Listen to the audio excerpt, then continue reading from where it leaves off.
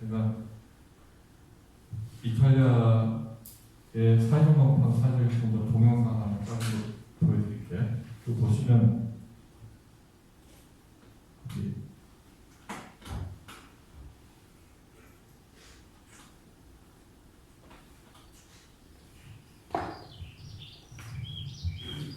설명은 안 나오는데요. 그냥 보시면 진정이 가실 거예요. 이 주세페 가리발디 사회적 협동조합이라는 곳이고요. 사회적 농업하는 사회적 협동조합들 중에 중간 사이즈입니다. 큰 데도 아니고 작은 데도 아니고 도시 근교에서 농사짓고 뭐 하는데, 이 사회적 협동조합에서 자기는 홍보물을 만든 겁니다. 유튜브에 다 떠다니는 겁니다. 그래서 무슨 학교 건물처럼 새를 해가지고 하고 있는데, 뭐 여기 보시면 여러 구조의 사람들이 여기에 나옵니다. 뭐 딱 보기에도 뭐 우울증이 있는 사람, 그다음에 지적 장애인, 그다음에 장애가 있거나 그런 건 아닌데 여기 좀 분갈이 가르쳐 주는 거죠. 화분 작업하는 거고, 장애가 있어 보이죠, 저 여자한테. 그다음에 뭐 학교 안 가는 여자, 학교 밖 청소년 해가지고 이탈리아 특징이 다 섞어놓습니다. 우리랑 따로따로 다니잖아요. 치매 어르신은 치매 노인센터 뭐 이렇게 각각 여기 다 섞어놓습니다. 그래서 농사일도 좀 배우고, 여기 보면 밥 해먹는 거 배웁니다. 우리나라도 제 경험으로 봐도 발달장애인들이 겪는 심각한 문제가 혼자 있으면 밥을 못 먹는다. 냉장고에 다 들어있어도 먹고. 그게 영 안 되는 분도 있지만 또 상당수는 열심히 배우면 밥 차려 먹는 거 정도 할 수 있는 분들도 꽤 있을 거라고 봅니다. 그걸 가르쳐야죠. 뭐 농사일을 배우기도 하고.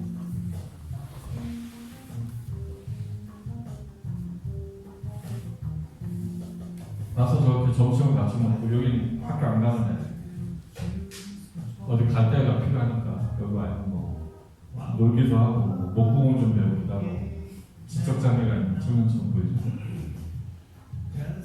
이건 스태프들, 직원들 회의입니다. 꽤 큰 거죠. 중간 사이즈인데도 직원이 얼추 몇백 명은 되니까 중간 규모인데 더 있습니다.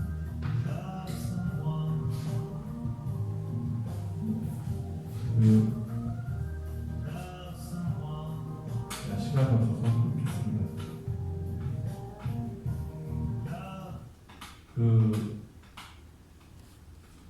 저런 식으로 하고 있습니다. 이탈리아는 우리하고 달라서 사회복지법인이 그렇게 많지 않고요. 사회적 협동조합들이 그걸 합니다. 이탈리아의 역사적 맥락이 그래요. 사회복지법인들이 생기기 전에 사회적 협동조합들이 그런 일을 많이 해와서 60년대부터 이렇게 된 건데, 우리하고 다른 거는 이탈리아의 사회적 협동조합들은 법적으로 지방자치단체장이 출자를 할 수 있습니다.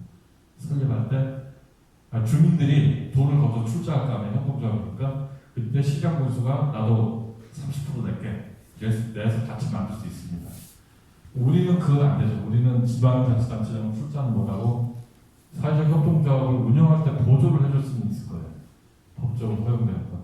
그게 좀 그래서 이게 제가 아까 말씀드린 이탈리아에서 사회적 협동조합 제도를 베낄 때 제대로 베끼진 않았다. 보조는 할 수 있지만 출자는 못하는데, 이탈리아는 원체 사회복지가 약했던 나라예요. 60년대, 70년대. 그래가지고 시장 군수들이 주민들이 먼저 하고 있었던 거죠. 사회적 협동조합 만들어서 조금씩 하고 있었는데, 자기들이 사회복지 정책을 제대로 하려니 돈은 좀 모자라니 시청, 지경, 군청, 지경, 복지원 못 만드는 거예요.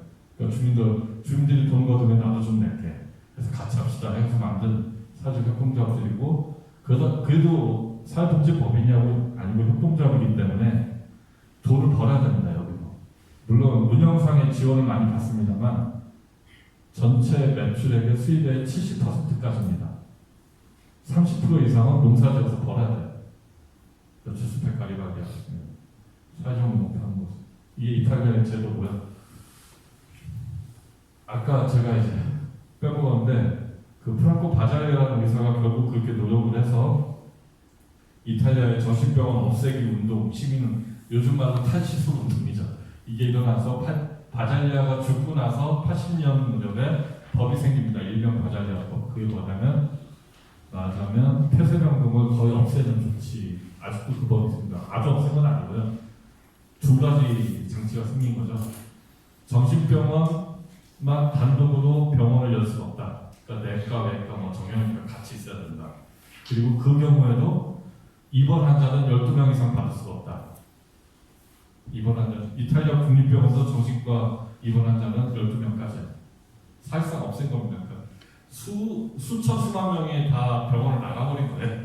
그 법이 통과되고 나서 다 집으로 간 겁니다. 어떻게 하겠어요? 먹고 살아야지, 어울려야지. 이런 것들을 이탈리아에서는 사회적 협동조합들이 감당을 했고, 농촌에서는 그 협동조합들의 업이 봉사죠. 거기서 사회적 농업이 발전했고, 나중에는 여기에 발달장애인 등등등 이런 사람들이 다 합류를 하게 돼서 하나의 돌봄 시스템을 그렇게 구성하게 됐는데, 아까 화면에 나온 거기 있는 장애가 있는데 거기서 사는 게 아닙니다. 집에서 왔다 갔다 하는 겁니다. 아니 정신병원도 없애고 다 퇴원시켰는데 거기서 수용을 해서 살게 하면 안 되죠. 왔다 갔다 하는 겁니다. 저녁은 없는 거예요. 그런 식으로 운영을 하고 있고 어쨌든 1200개 개별 농가까지 한 1500개라고 하는데 엄청난 숫자입니다. 이탈리아의 인구가 6천만입니다. 우리가 5천만이죠. 우리는 농식품 보조사업 받아서 하는 데가 지금 한 100군데 보조사업을 안 받았지만 사회적 농업 하는 거라고 간주할 수 있는 데를 통계는 없지만 막 따져보면 대충 짐작해보면 제 짐작으로는 넓게 크게 봐도 200개가 안 될 거라고 저는 생각을 해요. 이탈리아는 지금 1500개라고 하는 거죠.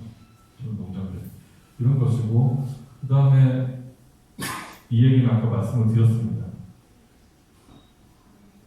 간단히 말씀드리면 사회적 농업이 첫 맥락은 그런 거예요. 시골에 가면 돈이 있으면 해결할 수 있는 게 있어요. 이거 우리가 시장에서 해결한다고 하는 거, 돈 주고 사는 거죠. 그런데 아주 깡초는 돈이 있어도 해결이 안 돼요. 가게가 없어서. 이거 시장 실패라고 해요. 경제학자들. 시장이 작동을 안 한다. 돈이 없거나 돈이 있어도 시장이 없으니 그런 경우에 우리는 보통 시장 군수나 지방자치단체장이나 국가가 그걸 해결해 줄 걸 바라는데 정부도 쉽지 않습니다. 농촌에 오면 사람들 몇 명 안 되는데 거기다 돈을 어떻게 쓰냐고 중앙정부에서부터 이렇게 항상 예산 깎거든. 정부 시장도 돈 주고도 안 되고 국가도 안 해주고 옛날 같으면 가족이나 이웃들이 마을에서 해결을 했어요. 근데 그것도 잘 안 됩니다. 시골에 사시는 분들이니까 마을에 몇 명 없잖아요. 몇 명 없잖아요. 제가 한 달쯤 전에 저를 키워주신 외할아버지께서 돌아가셨는데, 외할머니께서 돌아가셨는데, 외갓집에 이렇게 산이 있어서 거기에 외할아버지, 외중할아버지, 고조할아버지 쭉 묘수가 있는데, 외할머니를 거기 못 모시고 예산군 공동묘지에 모셨어요. 나중에 외할아버지도 이장을 해오세요. 외할머니인데 외할머니께서 돌아가시기 전에 유언으로 화장하지 말라고 하셨거든. 상여가 그 산을 올라갈 수가 없어요. 아니 외할아버지는 올라갔는데 그 전에 상여면 사람, 상여면 사람. 상여면 올라가야 되는데 사람이 없는 거예요. 그 공동묘지를 모셨고 4년 전에 외할아버지 돌아가셨을 때도 그때 뼈저리게 느낀 건데 저 어렸을 때는 동네에서 누가 돌아가시면 장례를 집에서 치렀잖아요. 문상객들이 막 수백 명씩 오면 동네 아주머니 다 와가지고 속 걸어놓고 뭐 음식을 해가지고 접대하고 이렇게 했는데 그게 안 되거든요. 그렇게 하면 상여 나가고 집에서 장례 치르는 시골이 없을 거예요. 거의 없을 겁니다. 다 병원 영안실이나 장례식장을 치르고 돈이 들어가요. 외할아버지 돌아가서 지난번에도 그랬고 하얀면 돌아가셨을 때도 그렇고 제가 그 조이금 관리를 제가 있는데 계산을 제가 회계를 들어봤는데 2, 3일 장례식장 치르고 나왔는데 한 1,200만 원 이 정도를 하더라고요. 1,200 정도. 외할아버지나 외할머니는 조이금으로 딱 치웠어요. 거의. 근데 이제 저희 외할아버지는 동네에서 잘 나가시는 분이었거든요. 면장 가셨었고 농협조합장 됐었고 농지개량 조합장, 농지개량 조합이 뭔지 모르시는 분도 많을 겁니다. 젊으신 분들은 그것도 하셨고. 그래서 문상각들이 많아서 그 정도 딱 치웠지. 다른 집 같으면 조이금으로 장례비를 못 치를 겁니다. 이런 겁니다. 시장에 접근하지 못한다는 돈이 없습니다. 이제는 마을에서도 그런 게 안 돼요. 그러면 아동이나 장애인이나 노인들 이런 사람들 그냥 이렇게 배제돼 있는 거죠. 뚝 떨어져 있는 거죠. 이거 농민들이 조금이라도 해보자는 겁니다. 근사하게 못하는 겁니다. 나도 먹고 살기 힘드니까 이런 얘기고 여럿이 같이 하는 게 좋은데 꼭 협동조합을 만들어서 해야 되는 거는 아닙니다.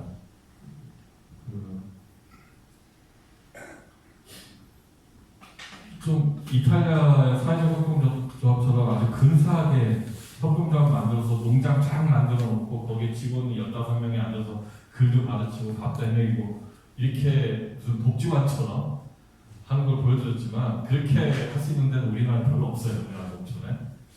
그걸 준비하는 곳은 몇 군데 있습니다. 뭐 강화 그런 걸 준비하는데 강화 홍세화로 준비 중이고 홍성, 완주, 원주 이런 동네 뭐 협동조합들이 준비 중인데 쉽지 않을 겁니다. 돈 원치 들어서. 근데 가볍게 할 수 있는 데도 있습니다. 이거 아일랜드 사례입니다. 사회적 협동조합을 만들거나 그런 건 아닌데 우리나라 상황에서 이 방식이 저는 맞다고 생각을 해요. 주황색 옷 입은 지적장애가 있는 청년인데 장애가 심하진 않아요. 상일꾼입니다. 여기 돈 받고 일하는 직원입니다. 사실은 자기 꿈이랍니다. 너무 좋답니다. 동네에서 돼지 키우는 아주머니가 우리나라도 어때요? 흥석지붕에 이게 우리나라 70년대 저랬지. 돼지 얼마나 키우는데 써서 사정농을 한다고. 온 동네 가면 사정농 한다고 이렇게 얘기하는 거예요. 이분은 이 K 카운티라고 하는 시골 동네에 마을 만들기 지원센터장쯤 되는 그런 분인데 이분이 이런 거 사회정보 하자고 주동을 한 양반이죠. 잘 보시면 그 빨간 분 농민과 파란 분은 성인 지적장애인입니다.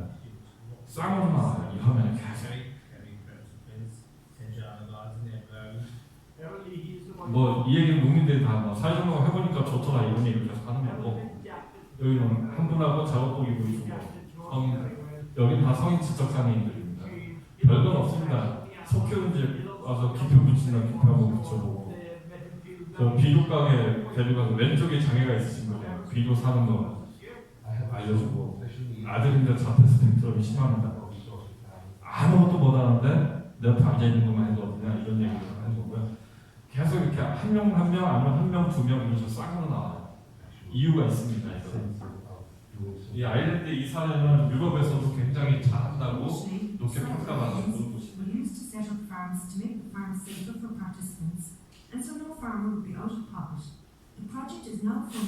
짧은 거 아니었죠? 네, 분이었습니다. 이거는 이 전체를 이 동네 아주머니인데 코디네이터 또는 퍼실리테이터 전체를 조율하는 책임자는 아니에요. 대장은 아니고 그래서 한 달에 한 번씩 농민들하고 이렇게 장애가 있는 분들하고 농장에 다니는 분들 같이 밥 먹고 1대1로 나오죠. 계속 요 오른쪽이 장애가 있는 청년인데 읍내 전방에 같이 데리고 갈 겁니다. 별건 없습니다. 맞으면 트랙터 고쳐야 된다. 한번 해볼래? 한번 해보는 거예요. 무슨 왼쪽에 모자 쓴 친구가 장애가 있는 거죠. 채소 선별하는데 같이 합시다 해서 같이 좀 해보고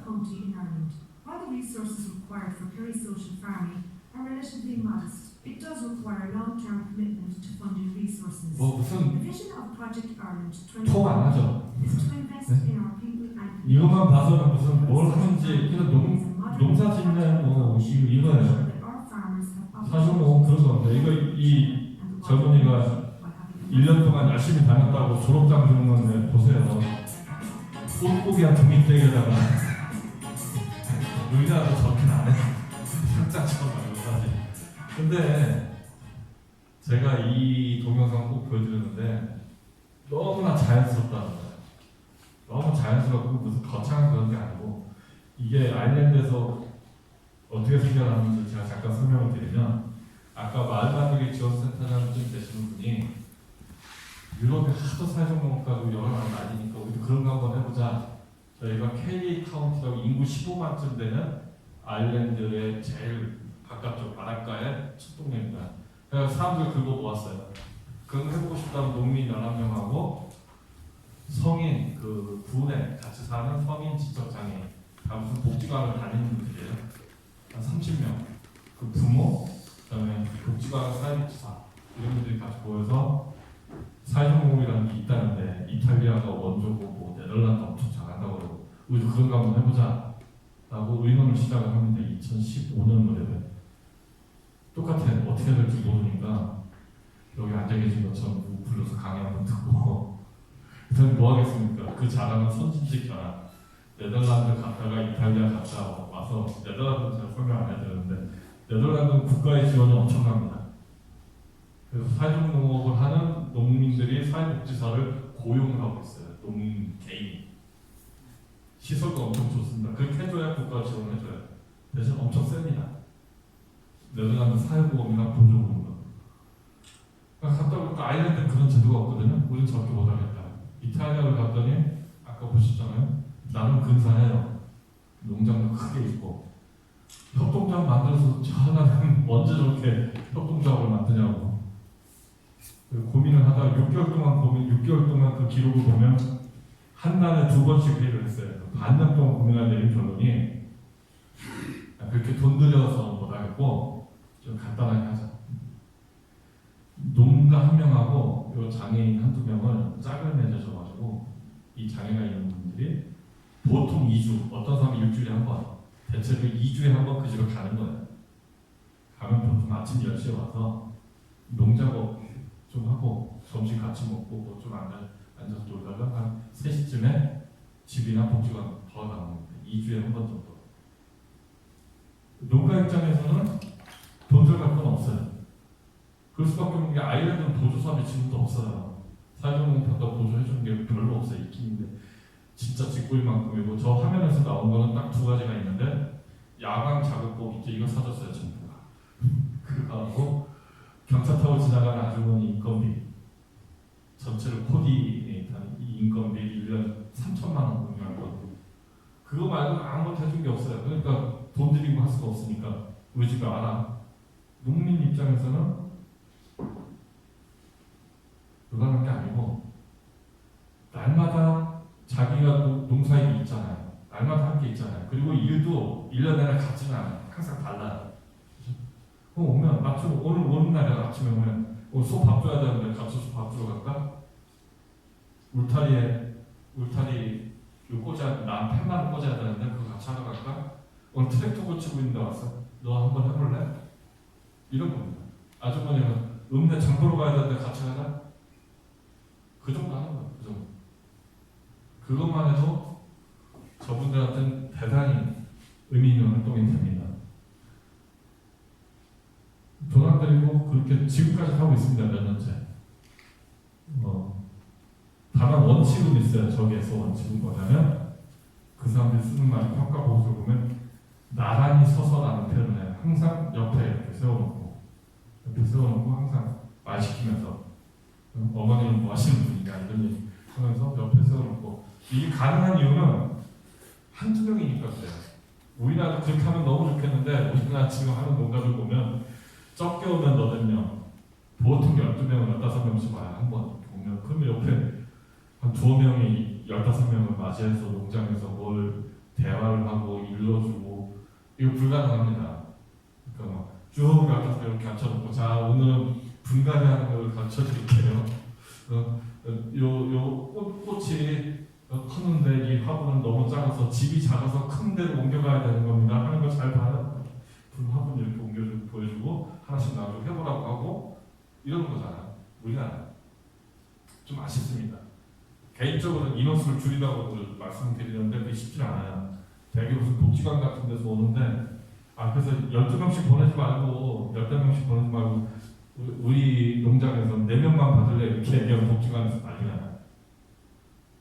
그 20명인데 4명만 가라고 하면 나머지 사람들이 차별한다고 해서 어쩔 수가 없고 이제 이 문제를 해결하려면 사회적 농장 수가 더 늘어나야죠. 몇 배로 더 늘어나야 나눠갈 수가 있는데 아일랜드는 그런 식으로 하고 있다는 얘기입니다. 그리고 제일 좋은 평가를 받는 거예요. 무슨 얘기냐면 큰일 났네. 3시간짜리 준비해야 1시간 서두르겠습니다. 무슨 평가를 받냐면 왜 좋은 평가를 받냐면 아주 자연스럽다는 거예요. 이제 지적장애가 있는 분들이 노상 장애인 복지관에 다니면 만나는 복지관에 계신 분들은 호칭부터 선생님이에요. 그죠? 날마다 보고 어찌 보면 나를 관리하는 사람이에요. 그죠? 근데 농장은 우리나라에서 그렇게 표현 안 하지만 유럽 사람들은 프렌드라고 친구가 생겼다고 얘기해요. 우리나라는 약간 이상해요. 우리나라에서는 30살 먹은 지적장애인이 60 먹은 농사 짓는 아저씨한테 친구라고는 안 하니까 아무튼 하지만 굉장히 편안한 사이가 되는 거예요. 그런 사회적 관계가 늘어난다는 거고 그 다음에 유심히 보셔야 될 건 저기서 농장 파는 거 쭉 나왔잖아요. 별거 없습니다. 일상생활을 그냥 같이 하는 거예요. 내가 늘 하던 거 하는 거예요. 뭐 사회적 농업 한다고 무슨 우리나라 그런 거 많이 있잖아요. 포천에도 농촌 체험 관광하는 마을 이런 거 옛날부터 있는데 학생들이랑 알아 오잖아요. 이 농촌 체험 관광이 처음 시작되던 2002년 이 무렵에는 그런 게 워낙 없으니까 아이들이 오면 자 고구마 좀 캐보자 하고 호미 들고 가서 고구마만 캐도 신기하네 재밌네 이랬는데 요새는 그렇게 하면 안 되죠. 요새는 뭔가 예쁘게 뭐 붙여놓고 고구마를 캐든 뭘 해오면 식당으로 갖고 와서 자 이건 요리는 이렇게 하는 거에서 막 해야 돼요. 뭐 예쁘게 뭘 하고 해내야 되고 그것도 그냥 해내기만 안 되고 예쁘게 뭘 해야 되고 그래서 노상 문방구 가서 무슨 재료를 사와야 돼. 그죠? 농촌체험관광이라는 그렇게 가고 있단 말이에요 지금. 사회적으로 보면 그렇게 하면 안 된다는 게 제 생각입니다. 그건 너무 특별한 거예요. 체험관광은. 그게 아닌 거 사회적으로 일상적이고 평범한 것이어야 돼요. 장애가 있는 분들 같은 경우 그 뭐냐면 내가 지적장애가 있다고 해서 맨날 복지관이나 가고 집에나 있지만 우연한 기회가 돼서 일주일에 한 번, 2주일에 한 번 농사짓는 누구네 집에 가서 하는 거 조금 배워보고 농사 배우고 하니 나도 이런 거 할 수 있더라. 조금만 배웠더라. 이런 거죠. 1년에 한두 번 특별한 그런 경험이 아니라 늘 가서 평범한 거를 배우고 할 수 있게 하고 또는 못 배워도 괜찮아요. 친구가 생기는 거니까 놀다 오고 평범한 게 맞는 거예요. 평범한 게. 대신 자주 해야죠. 자주. 일주일에 한 번, 2주일에 한 번. 그게 사회적 농업 장애인들 같은 경우고 이 화면은 제가 꼭 보여드리긴 합니다. 왜냐하면 하도 이제 주력은 우리나라에서도 사회적 농업하는 농장에 오시는 분들의 절반 정도는 지적장애가 있는 분들이고요. 그 다음에 노인분 좀 오는 경우가 있고 정신질환, 만성정신질환이 있거나 정신장애 등록을 받으신 분들 이런 분들 좀 오기도 하고 그 다음에 아주 드물게 학교 밖 청소년 뭐 이렇게 오기도 하고 아동들을 데리고 한 데도 있는데 꼭 장애인만 상대하는 게 사회적 농업은 아니다 라는 취지에서 말씀드린 겁니다. 이 사진은 벌써 한 2017년 사진이니까 꽤 되는데 홍성에 가면 젊은 호흡농장이라고 있는데 유명합니다. 2011년에 생겨서 이건 뭐냐면 농사 짓겠다고 지역의 기업 이렇게 얘기하면 안 되는데 가면 저 동네 이 친구들은 제가 워낙 친해가지고 동네에 오는 청년들이 많아요. 아버지 농사 물려받는 게 아니라 서울 살다가 와서 보면 가관입니다. 2018년에 여기도 출퇴근하면서 1년 동안 일본 사람들이 있는데 이 사진에 나오는 애들입니다. 관인이 다 불러가면서 야 여기 올 때 너 얼마 싸들고 왔어? 한 명씩 다 물어봤어요. 300만 원, 200만 원 제일 많이 들고 내서 500만 원 야 500만 원 들고 친구 가서 농사 짓고 사겠다고 뭐냐? 근데 요즘 애들이 그래요. 요즘 애들이 그래요. 얘네들을 일명 산로 청년이라고 합니다. 농사 지어본 경험, 기술이 없어요. 일단 몸이 안 돼 있어요. 아침 6시에 못 일어나요. 그 다음에 돈도 없어요. 돈 없으니 자기 땅을 살 수가 없죠. 시골에서 땅을 못 사고 농기계를 못 사면 빌려야 된단 말이에요. 근데 외제소 젊은 애들한테 어느 할아버지가 돈을 빌려줘요. 빌려 안 해주죠. 관계가 없어요. 사회적 관계, 인간관계 없어요.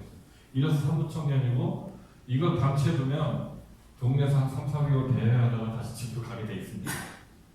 가지고 내려온 돈 200만 원 다 까먹고 도저히 안 되겠다. 이러면 안 되겠다 싶어서 흥성에서 뭐 정민철 선생이나 뭐 명분이 나서서 동네 사람들이 2011년에 돈을 걷었어요. 협동조합 만들었죠. 그래가지고 한 4천만 원 걷어서 비닐하우스 2개로 농사를 시작합니다. 이렇게 되던 청년들 처음에 3명. 그 처음에 온 세 친구 다 농사 짓고 삽니다. 자기 농사 짓고. 여기서 평생 농사 짓는 게 아니고 지금 비닐하우스 10동인데 요새 인원 줄어서 7동만 농사 짓는데 상추하고 야채를 줍니다. 왜냐하면 땅이 적어도 할 수 있는 게 그거거든요. 이름 고되지만 그거를 같이 농사 짓고 상추 팔아서 생활하게 하고 여기는 농림부 보조를 받은 적이 없어요. 딱 한 번 1년 받은 적이 있는데 무슨 윤상 받고 1년 하면서 때려쳤어요. 보조 안 받고 간다고. 상추 지어서 농사 지어서 팔고 생활비 벌고 그래서 1년 2년 요 정도 농사 지으면서 농사 짓는 거 배우고 그 다음에 동네에 무조건 앞장섭니다. 동네 2016년에 동네 초상이 났는데 이 친구들이 가서 상해를 낸 적이 있어요. 보통은 외지인들한테 상해면하고 안 하는데 이 친구들이 한 적이 있고 온갖 동네에 합니다. 저수지 청소한다고 다 나가야 되고 그러다 보면 동네 할아버지가 나 이제 농사 좀 쉬어야 되겠는데 저 우리 집에 앞에 제 젊은 애한테 좀 착실해 보이던데 쟤한테 빌려줄까? 이런 얘기 2학년만 하게 돼 있어요. 이러면서 땅 빌려서 나가는 겁니다. 지금까지 한 40명이 지나갔습니다. 여기로 한 12년 사이. 그 중에 홍성에서 농사 짓고 자기 농사 짓고 사는 친구들이 24명 정도 돼요. 28명. 다시 서울로 가는 애들도 한 6, 7명 되고 또 6, 7명은 홍성에 사는데 농사 안 짓고 딴 일하고 뭐 이런 식으로 성공률 되게 높습니다. 학교죠 학교. 이런 것도 사회적 노동입니다. 왜냐하면 이 청년들이 아까 말씀드린 사무청년들 불리한 여건입니다. 잘 생각해보세요. 아무것도 없이 농사 짓고 시골에 훌쑥 내려온 청년들은 진짜 취약계층. 말로는 농사 교육을 하는 효원 농장이라고 하지만 제가 보기엔 교육만 하는 게 아니라 온갖 것들을 돌봐줍니다. 얘네들 쓰러져가는 폐가 어떻게 얻어 살고 있는데 겨울에 보일러가 터졌는데 어떻게 해야 될지 모르고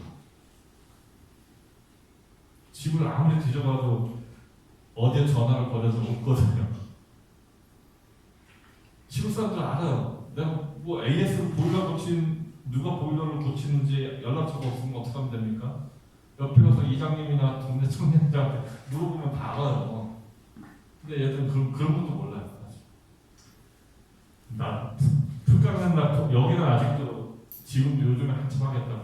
동네 사람들이 한 달에 2번씩 모여서 풀을 같이 깔 거야 마을에. 유기농 하는 겁니다. 야간 아침에 풀강난 놔두고 다니는데 애들이 예초기는 몇 대 없으니까 애들 숫자는 많고 놔두고 설치를 해야 불러와봐요. 낯을 보니까 뭐 요새 낯 안 쓰잖아요. 날이 부져가지고 이거 가지고 무슨 풀을 깎는다고. 저 이장님 집에 가면 저 숫돌 있으니까 숫돌 좀 가서 내가 갈아줄게요. 박사님 숫돌이 뭐예요? 안 챙기고 안 보살피면 못 버팁니다. 이런 것도 사회적 농업이라는 얘기입니다. 이 얘기는 꼭 장애인들 하는 것만 사회적 농업이 아니다. 이런 취지로 말씀드리는 거고 건너편에 시간이 없어서 여기 사회적 말씀 안 드립니다. 유명한 행복농장이라고 있습니다. 아까 젊은 협업농장에서 파생됐다고 봐야 됩니다. 사실은 정신장애인 여기 2014년에 시작을 했고요. 농림부 사회적 농업 활성화 지원 사업을 2017년에 기획을 할 때 여기서 먼저 하고 있던 실천이 모델이 된 겁니다. 여기 사는 거 보고 정책을 이렇게 만들면 되겠다 만들 거예요. 사실 아주 열심히 하고 있고 여기가 충남 지역 거점 농장이고 많이 있습니다. 뭐 요 오른쪽에 이거는 용인 그린이씨 여기는 뭐 법인이 워낙 크고 매출이 높아서 고용들을 많이 합니다. 지적장애인들. 여기는 전북 김제의 꽃피나 파밍인데 치매가 있는 어르신들 와서 놀다 가시는 거예요. 그리고 꽃 화해하던 농가였고 여기 군산의 산돌팜이라고 발달장애 20대입니다. 대체로 청년들 한 30명 정도가 딸기 농사 짓고 있습니다. 돈 벌어보려고 정말 뭐 이런 곳입니다. 많이 넘어가겠습니다. 이런 것들이 사회적 농업인데 제가 보기에는 사회적 농업의 어려운 건 뭐냐면 아까 뭘 하는 거냐라고 봤을 때는 아일랜드 동영상을 참고하시면 돼요. 별건 없습니다. 기술적으로 어려운 건 없어요. 따뜻하게 맞이하고 우리 동네 이웃사람이다라고 생각을 하고 농사를 좀 일러주고 같이 해보고 개 중에 어떤 사람은 농사를 정말 장애가 심하지 않고 또 자기가 여유가 있고 능력이 되는 사람은 인건비 줘야죠.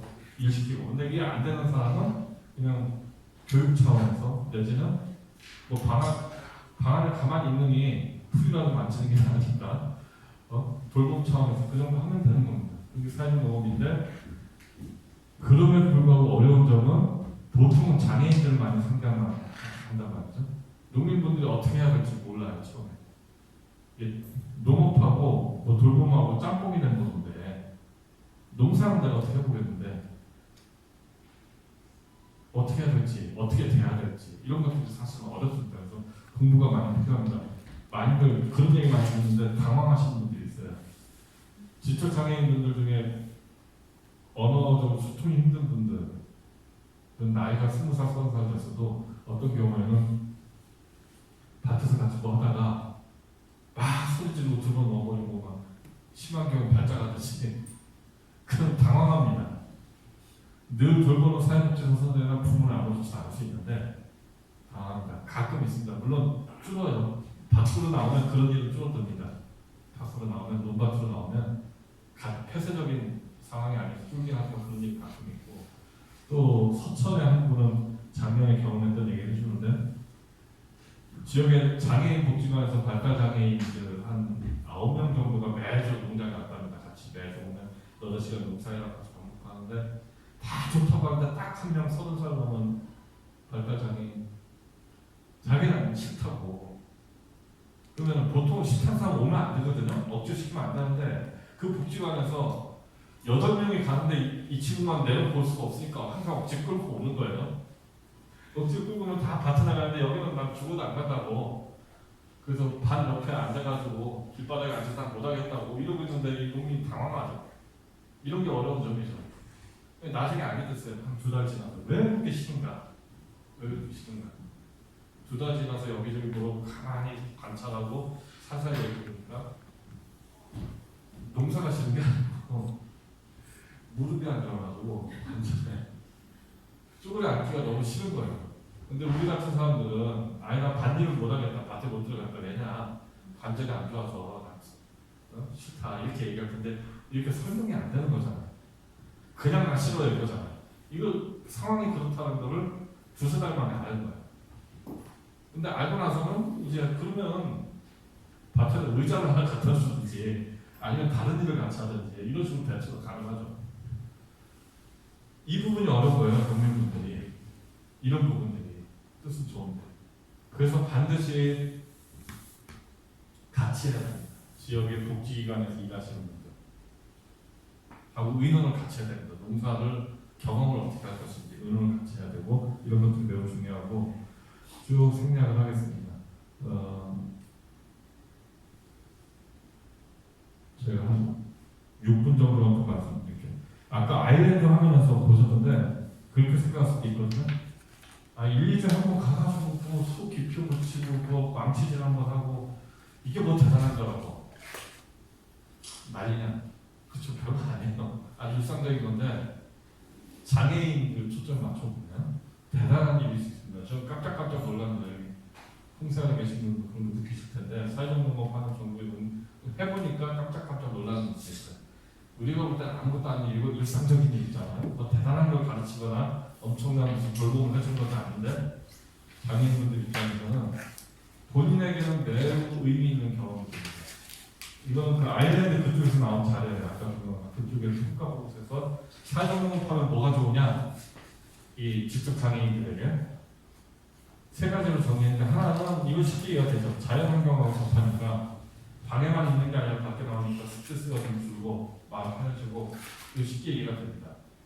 밑에 2가지가 사실 진짜 중요한 거 잘 얘기 안 하는 겁니다. 다른 데가 의미 있는 활동이 된다는 거예요. 우리가 볼 때는 아무것도 아니지만 이 지적장애인들 같은 경우는 가게에 가서 라면 한 그릇 사는 것도 엄청난 일입니다. 충남 예산군에 사회적 파는 데가 하나 있는데 지오팜이라고 70먹은 그 연세가 70이 넘으셨어요. 그 이재리 여성국민께서 차로 10분 거리에 있는 예산군 장애인 복지관에 20대, 30대, 40대, 50대도 있더라고요. 지적 장애인 5명 2팀이 매주 옵니다. 그러니까 일주일에 이틀 꼬박 여기에 오는데 오자마자 처음에 이제 오늘 한 2시간 거기 비닐하우스에서 뭐 한라봉도 키우고 여태장물 좀 해보고 밥을 같이 해먹고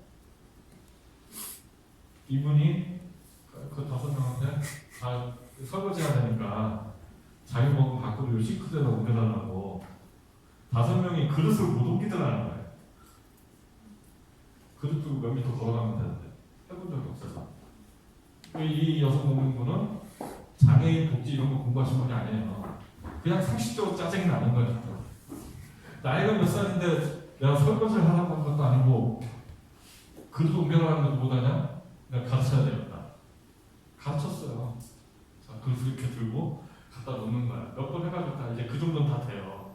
근데 재밌는 거는 이 장애인분들이 복지관에 가면 다른 장애인 친구들이 많잖아요. 자랑한다고 합니다. 나 그릇도 옮겼습니다.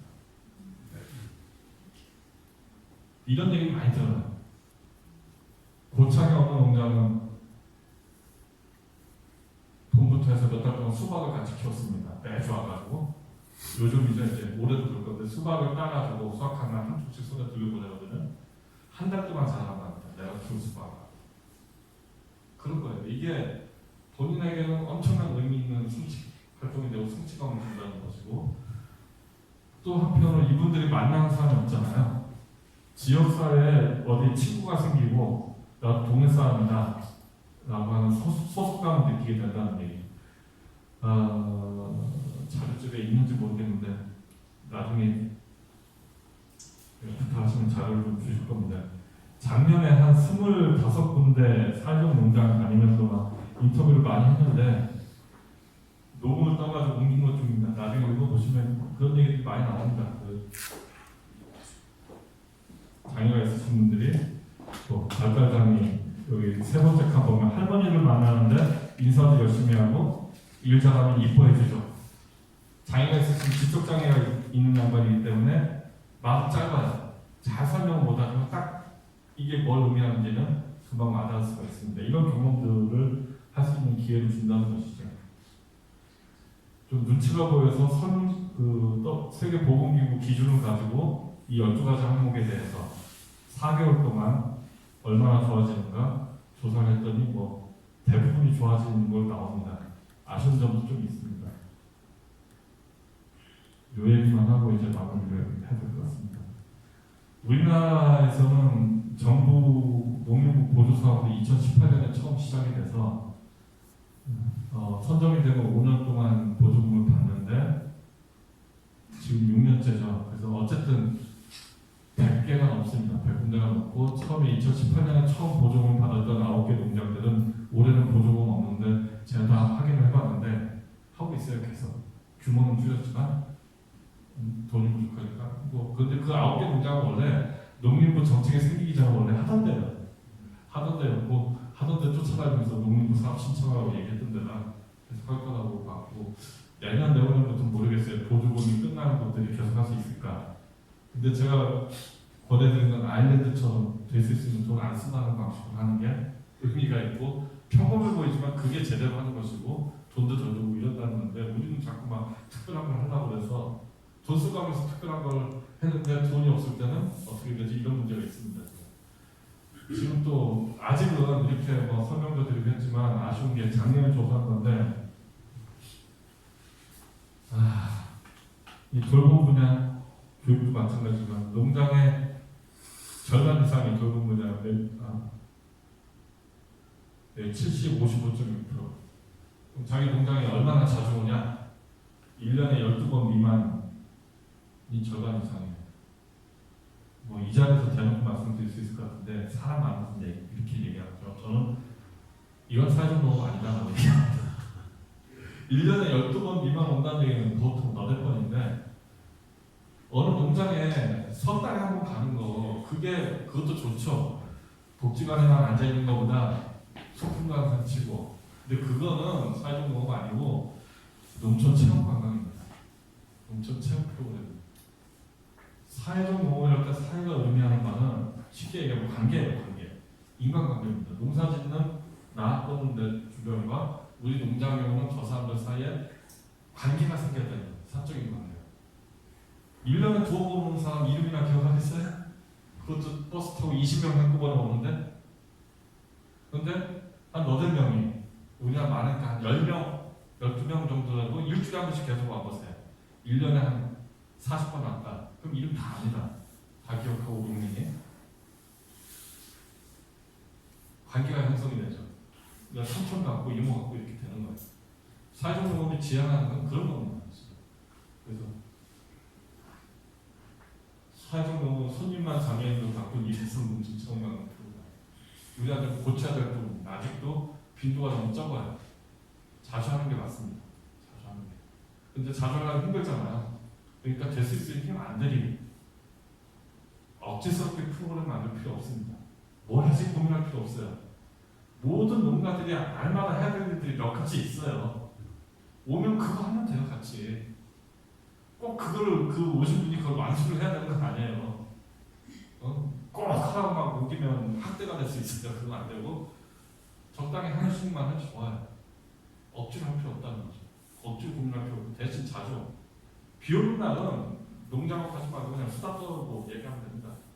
제가 어딘가에 그런 글을 썼는데 우리 농장에 오는 그 사람의 가정 형편, 부모는 뭐 하시는지 개인적인 사정들 이런 거 그 다음에 이름은 당연히 알아야 되고 이런 게 안 된다 그런 거 못한다 그러면 그거는 사회적 농업을 하고 계신 게 아닙니다. 체험 프로그램을 하고 계신 겁니다. 그런 글을 쓴 적이 있습니다. 사회적 농업이 지향하는 건 이겁니다. 드릴 말씀 안 돼요. 여기까지만 말씀드리고 뭐 여러 가지 치유 농업이든 뭐든 여러 가지가 있는데 공부도 해야 되고 노력도 많이 해야 되지만 농사를 가지고 장애가 있는 분들을 고쳐주는 건 아닙니다. 우리가 왜 장애라고 부르냐면 낫지 않기 때문에 장애인 겁니다. 나을 수 있는 병은 장애라고 안 합니다. 질환이라고, 질병이라고. 상태가 신체적으로 뭐가 달라져서 어떤 일로 원상복귀되고 그런 건 아닙니다. 장애. 다만 그래서 뭐 치료를 해준다 이런 건 힘든 거예요. 아주 드물게 정신질환의 경우에는 정신과 의사가 옆에 붙어있으면 농장에 치료적 효과를 거둘 수도 있는데 그 외의 경우는 치료는 아닙니다. 그럼 뭐냐? 친구가 돼주고 뭔가 의미 있는 활동을 하게 해주고 성취감을 느끼게 해주고 할 일 없이 그냥 처박혀 있는데 시간을 같이 보낼 수 있게 해주고 뭘 배울 수 있게 해주고 이렇게 해서 장애가 있고 불편하지만 삶의 질을 조금 높여주는 것 이것이 사회적 농업이라고 생각하고 돌봄 쪽이라고 생각합니다. 이 정도 되겠는데요. 제가 짜임새 있게 말씀 못 드린 것 같아서 죄송합니다. 혹시 궁금한 게 있으시면 말씀해 주시죠.